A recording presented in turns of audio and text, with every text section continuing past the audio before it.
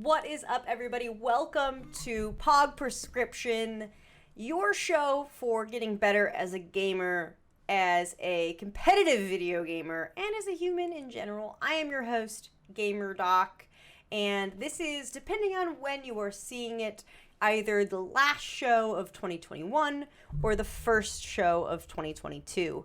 And you know what that means. Everyone is so excited about their New Year's resolutions. Everyone's asking people about it. I was talking to someone the other day in text message, and they said, well, what are your New Year's resolutions? And I hadn't really thought about it because I don't make New Year's resolutions. And I don't make them for a variety of reasons that I have recently discovered. So if you are thinking about a New Year's resolution, good for you, I guess. But have you ever kept it? Have you ever kept your New Year's resolution? Have you ever known anyone who's kept their New Year's resolution? I'm sure there are some people out there. I'm sure there are some people who lost weight and didn't get heart disease from the Atkins diet. I'm sure some people took Trim Spa and were fine. I'm sure some people make New Year's resolutions and keep them. But I have a problem with New Year's resolutions for the same reason I have a problem with Valentine's Day, right? Valentine's Day is this time when we are told to show love and affection to the people in our lives who we should be showing love and affection to without needing a holiday for. I think it might be how, Hallmark and card companies and capitalism has polluted these days. But this is how I feel about New Year's resolutions. You don't need a day to tell you to make an improvement in your life, right? You shouldn't need this societal pressure to say, oh yeah, I'm going to start going to the gym. Like, why not December 31st? Why not go before the holiday party, before the New Year's Eve party, before you're about to have 2,000 more calories than you should? Then you'll feel better when you eat that fourth ham and cheese croissant that are so small and delicious and just melt in your mouth. The other reason I don't like New Year's resolutions is because people hold them over your head and try and make themselves feel good for saying they're going to do things, right? Oh, I'm going to call my mother every day for the new year. Cool. Good. Have you done it? Are you doing it? Are you actively doing it? We put so much more emphasis on the speaking rather than the actions because no one actually follows through on their New Year's resolution. If James is going to call his mother every day for the year and James required a New Year's resolution to strengthen his relationship with his mother, we know how James is going to end up. He's going to make it through 3 or 4 days, maybe 5 days, maybe even a weekend. If he makes it through a weekend, he might make it through a couple of weeks. But you shouldn't need an arbitrary passage of time to make that change, with your mother, or to make that change with your family. It is good to have positive change in your life, but you have to have it for the right reasons. Otherwise, it is not sustainable. If you say, all right, I'm going to follow what Doc says. Every week I'm going to do the POC RX. I'm going to follow all the instructions of the guests on this show, and I'm going to be a better gamer. The reasons why you do that matter. And it's not my reasons that should matter to you. It's your reasons. Why are you doing this? Why are you listening right now? What do you want from life? And it's so hard to think about that because we have so much going on. We have so much chatter and so many to-do lists that we never get to stop and think, why? Why are we doing this? So, for New Year's, instead of your stupid New Year's resolution, what I want you to do is write down on a piece of paper all of the things you spent meaningful time on this past year. All of the things you spent meaningful time on in 2021. So all of your work engagement. So for me, I have this podcast. I have another podcast, Hockey, if you're interested, Locker Room Talk. I sit on other people's podcasts. I go to speaking engagements. I work on a multitude of projects. I do consulting for this company and that company, right? All of the things that I do in my work life that I spend time on. And then in my personal life, what am I spending my personal lifetime on? Visiting family, going to dinner, playing hockey, going rock climbing, working out, playing VR, putting that on my list. I want you to sit there, Get that big old nice list of all the things you spent time on over the year. It's also like fun to have, and then you can look at it in a year. And I want you to do, this is why I want you to write it down on a piece of paper. I want you to take a look at that list and read through everything one more time and think about how you feel when you read through. And I want you to pick one thing on that list that does not make you feel joyful. One thing on that list that matters the least to you. I want you to take a big fat red permanent marker and cross it off. You are not doing that in 2022.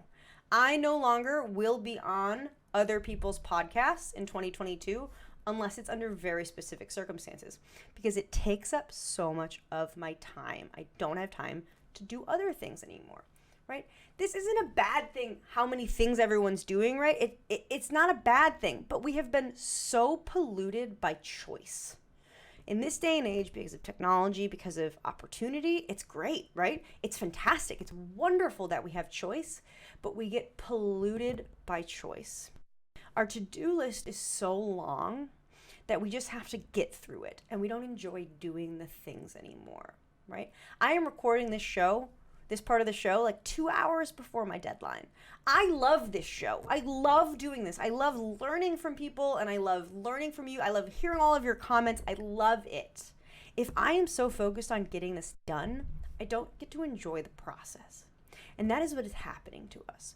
We say yes to so many things that we are spreading ourselves thin. So thin, like the corners of toast when you're out of butter, that you are no longer efficient. You can't taste the butter anymore. It's just dry, disgusting toast. And who wants the corners anyways? Cut the crust off of your toast. Come on, do it. It becomes so inefficient and we lose joy in what we do. Only a couple things in this world truly matter to you. You know how I know that? Because that's true for everyone. Only a couple things in this world truly matter to us, and the other things we're doing it because of obligation, because of pressure, because we think we want to do it when we really don't want to. So, for your New Year's resolution, you're going to take all of the things that you do, and you're going to get rid of one. You're going to get rid of one thing, and you're going to use that time that you just freed up to do your other projects that bring you joy. Do them better. Remain in control, and you're going to enjoy the projects. You're going to enjoy the training. You're going to enjoy getting better at aim because you get to listen to your music and you get to practice your aim. I love aim training. I think it's fun, right? It is fun, but it's not fun if you have to do it every day and you only have 20 minutes and you're losing time, right? Stay in control and enjoy your journey. You have to prioritize your time. You have to prioritize your own time and say, this is no longer worth my time. And when future opportunities come up, you're going to say no if it doesn't bring you joy. This isn't some crap that I'm just spewing. This will change your life. Change it. Get rid of one thing in 2022 that you think you wanted to do but you no longer want to do, and see how your life changes. And then keep going. Keep going with that red permanent marker. Once one thing is gone, take the next thing off, take the next thing off, take the next thing off, and see how you feel. See how you feel mid-2022 if you do that and commit to it. Let's revisit. I'll put a little Google Calendar notice for myself. We'll talk about it then. That's what I want you to do, y'all. All right? So, now it is time for our POG RX. The point of the show, despite not having mentioned it in the intro, is to make you better at video gaming or to help you make other people better at video gaming. So every show we give you one tip from me and one tip from our guests on what we think is the most important thing right now that you can do, you can enact.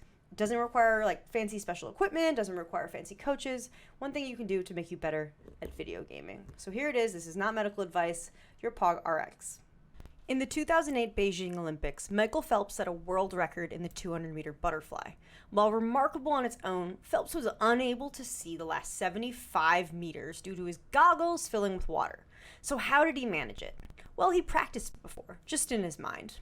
Visualization is the process of imagining yourself completing a task, and it is used by high performers everywhere. Visualization has been shown to improve performance on tasks you have never physically done and can even increase muscle strength.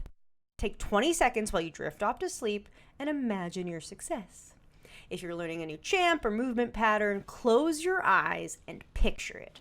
Start with just the general image, your perfect tunneling in Fortnite. Next, imagine the specific body movements that must accompany this and feel them underneath your fingers. Without moving, tap out the series of buttons on your keyboard and fake move your mouse in the correct directions. Once you've got that, start to adjust the variables. What if I missed an edit? How do you correct your movements? Run through that sequence a couple of times. What if your enemy comes from an unexpected location? How do you respond? Practice in your head and perform in real life. All right, y'all, there is your PogRx for today. Let's get to our guests. This time we're doing something a little bit different. Normally we have people in leadership at esports organizations, pro gamers, what have you, performance coaches. But on this episode, I've invited someone from Full Sail University's esports team. His name is Jordan, and he is a world-class dude. He went from a traditional sports background, playing for the University of Minnesota as a defensive lineman, and finally transitioning over to professional rugby. Professional rugby, that's kind of a big deal, before deciding he was going to go back and get his master's and start helping out with the esports team. The reason why this is so interesting to me is because there's so much that esports can learn from traditional sports, but it's not like you can apply everything, right? And what he has really done is help evolve and grow this team using principles he learned in traditional sports. So I think that's just a really cool perspective, and I want to hear what he has to say. So let's welcome him to the show. Jordan, welcome to the show. How are you doing today? How's it going? I'm happy to be here. Thank you for having me. So thank you for joining us from Europe. I know time zones constantly confuse me. I can restart a heart, but I cannot convert EST to whatever time zones are in Europe. So thank you. Well, I'll tell you right now, it's currently 7 p.m. right now. Yeah. Okay. Well, it's 2. So there you go. 5 hours ahead. We can actually just end the podcast now. Everyone has learned enough about what they need to, which is time zone conversions. Right. So like we said in your intro, you went from playing collegiate football at a super high level, semi-pro rugby, and then pro rugby, and then decided, hey, let's play some video games. And so now you are the captain of the Call of Duty team at Full Sail. So what was that transition like for you, going from competitive traditional sports to competitive esports? Let's just say it was quite the culture shock, right? So playing contact sports my whole life. I did martial arts growing up as well. I was a boxer.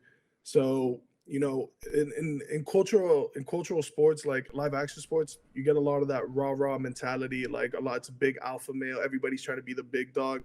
So I had to learn how to tone down the aggressiveness of that masculine side of live action sports. And I had to learn how to hey, Jordan, this is how you have to sit down and talk to people in real life. Not everything is very exciting and in your face. Maybe in the moment, sure. But I think you have to be more conscious and aware of the individuals that you're working with as well, because not all of them have that, aggressive mentality that you have.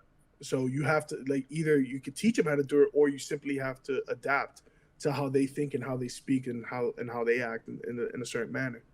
So when you joined the Call of Duty team, you were, had the best KD, you're leading the team, and then how are things now? Are you still the best one on the team? No, on the contrary, the students have surpassed the master. This I get goosebumps about it. I don't know if you can see it, but it really hurts. It really hits a certain spot in my heart, because so I joined this team. I was playing Rainbow Six Siege for Armada, and I decided, I wanted to change up the esport. I joined the Call of Duty team, and it was something it was a big transition for me as well, because I come to find out that the Call of Duty team prior was they are graduating. No one's coming back, and they're all a top 10 team. They were a top 10 team in the CCL. You know, guys that shot back, did not miss. Like they were on their P's and Q's in the game, right?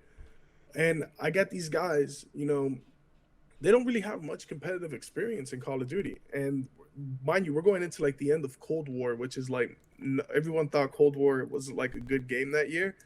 So no one was really inspired to play it. And like I remember I used to get these guys, like, all right, give me your schedule, give me your times, like give me the times you got, give me the work schedule you got. Let me know when you're available. And I used to make schedules for them, right? And I used to schedule practice times, I used to schedule VOD times, all that jazz. And these guys would come every single day just ready to work. We would grind all night, ready to work. And now that I just graduated with my master's, so now I go back and I can see them in the team chat. Everything's already organized on their own. I talk to them and say, hey, how's everything going? Well, we got our time schedule going. We got time management going. Organizational skills are going. We're I don't know if I could curse, but we're kicking some ass over here on this end. So Yeah. like they're all like super happy, and they've certainly surpassed me in terms of skill and like just being a better player, more sound as well too. So I'm very proud of my boys, man. I love them to death.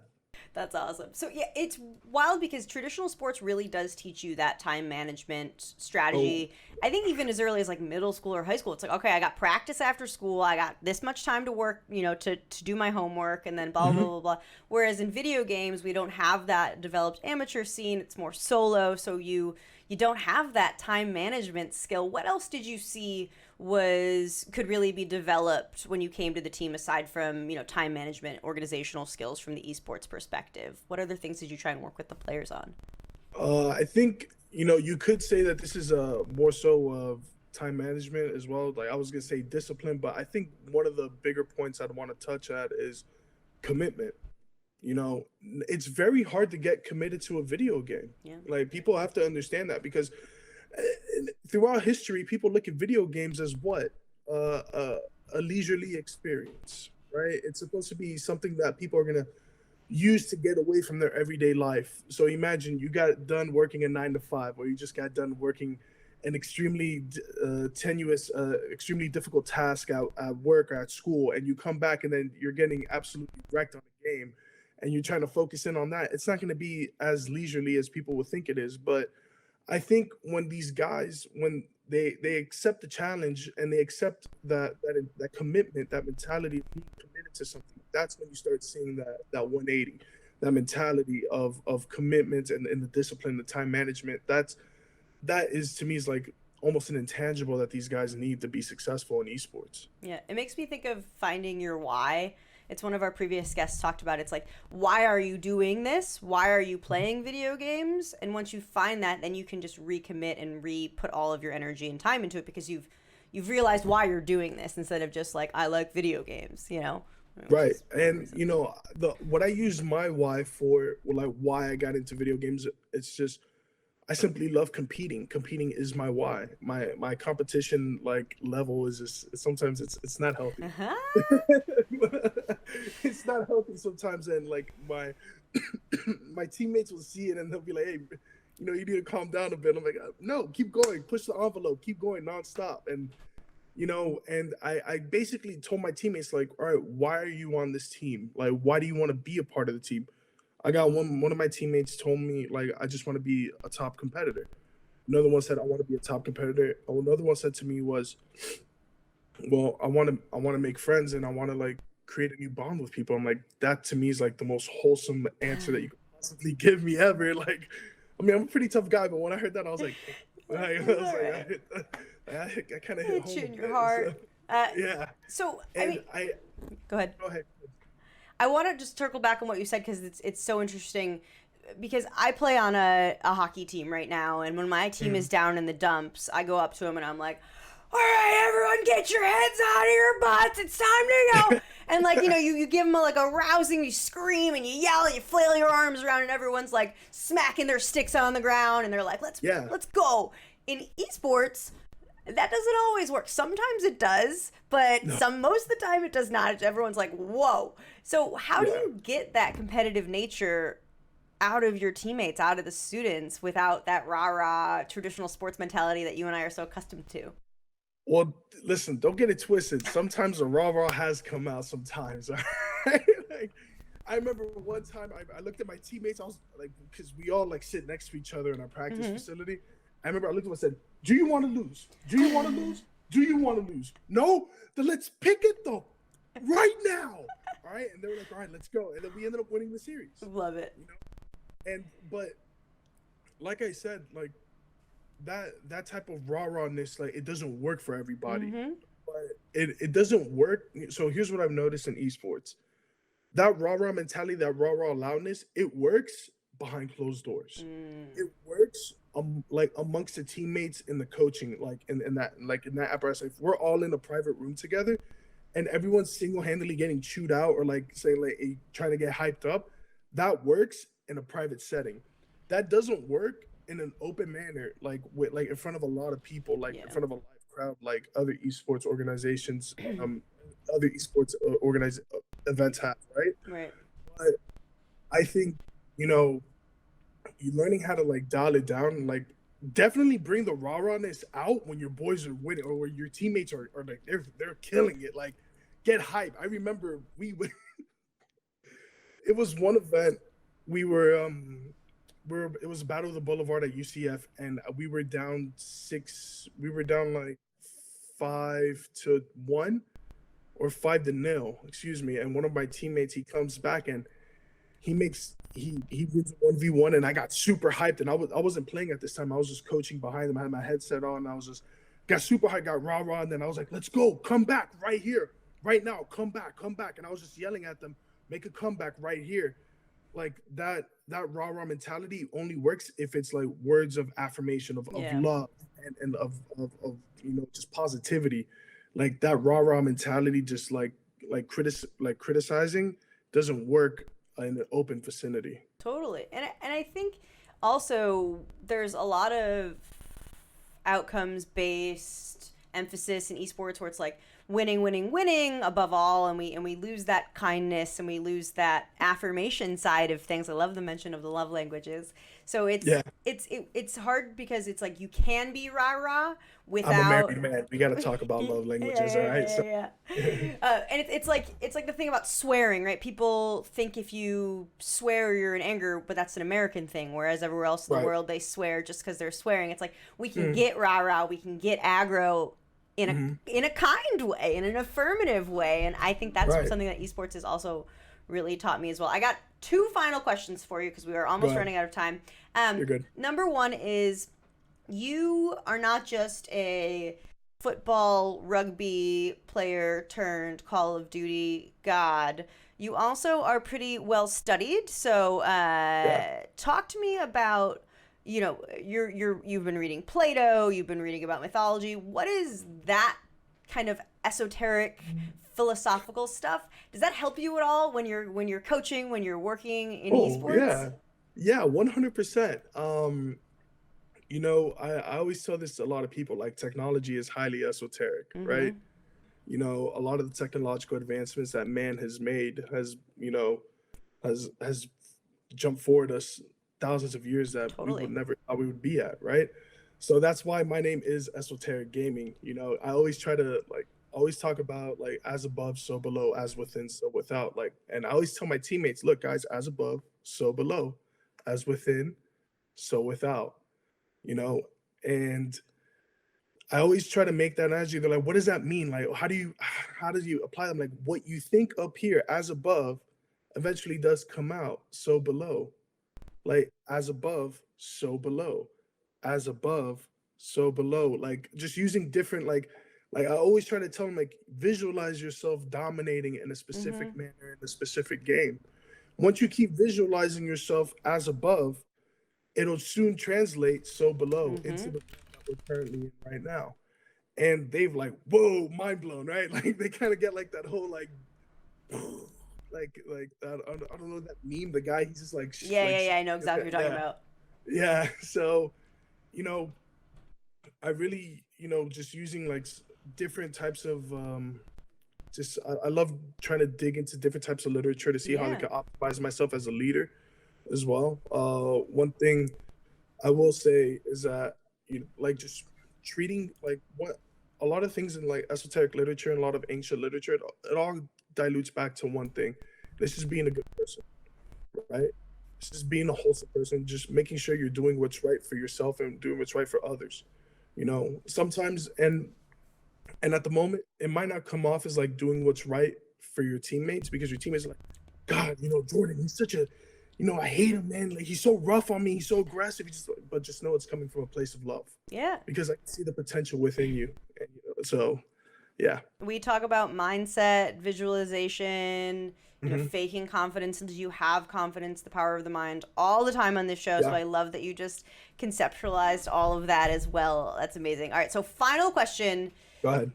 If you had a prescription pad in front of you, you decided after your master's you're going to get your doctorate, and you can write one thing down on that prescription pad that will make someone a better gamer that they can do today to make them better tomorrow. What is that one thing going to be? I know it's a hard question. No, I don't know. I'm not saying I don't know because I don't know. I know the answer, but just generalizing, like, Yeah. it's because it means a lot to me. I think what I would prescribe onto that paper is love. Like that, I don't think people understand like what love is. People think love is such an intimate thing. Like it could be between two human beings, and it can only be shared between two human beings. Like no, love is something that is so much more deeper.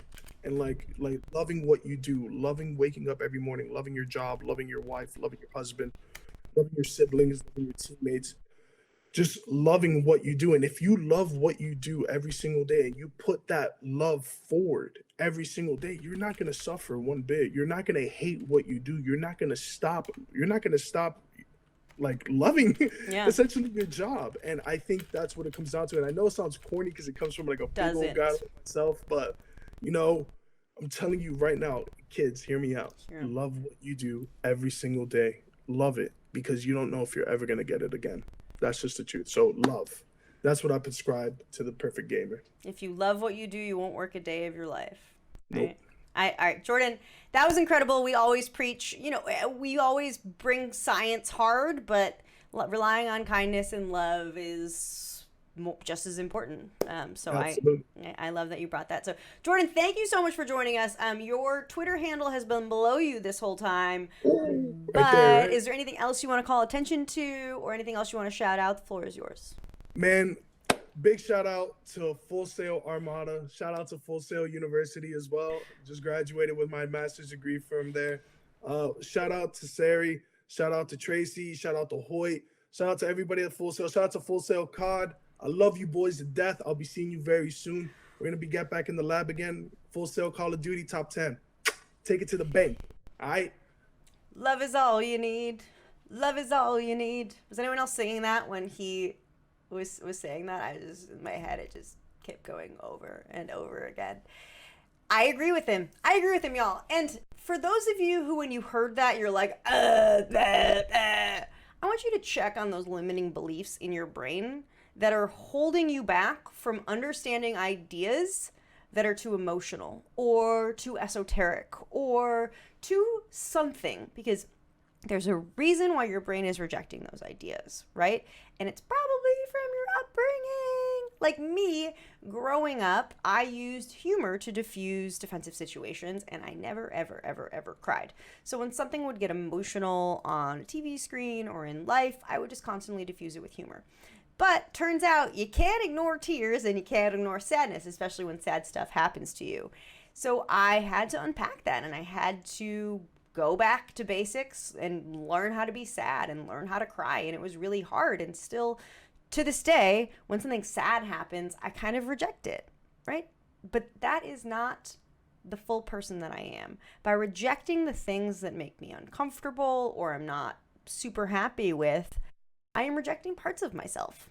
So if you hear someone say how you make yourself better is by love, and that makes you, if you think that's lame, I want you to really think about that and think about why your brain is telling you to think that.